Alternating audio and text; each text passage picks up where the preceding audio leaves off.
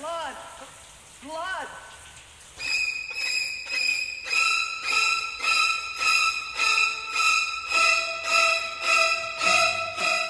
Well, let's have a little old-style HMRG in the mix here and a rundown a bit of this movie because it's such a classic and a must-see. Refreshing seeing the Silver Globe. Anyway, we start off in Arizona. Nice shot capturing Phoenix.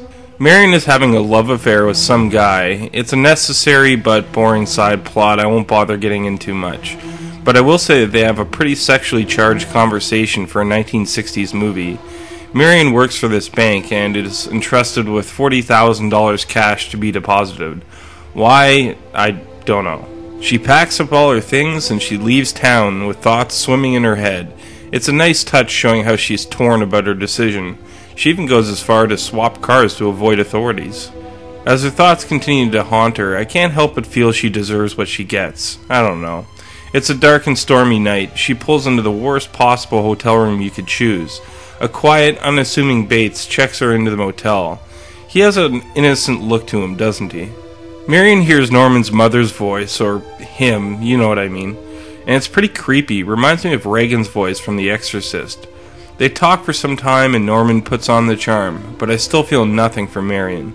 Then, one of the most famous scenes in film history, the shower scene. Although gruesome and ruthless, it was unique at the time to kill off the lead in the second act, and very edgy for its time. Norman covering for his dead mother, what can I say? The guy's nuts, but a great dresser. This was also shocking for its time, and now there's a body count which have some declaring this the first slasher film. I find I agree with that. It even predates Halloween by 18 years, and it had its rather bizarre moments. I don't recall any on par with any old movies I've seen. That's disturbing.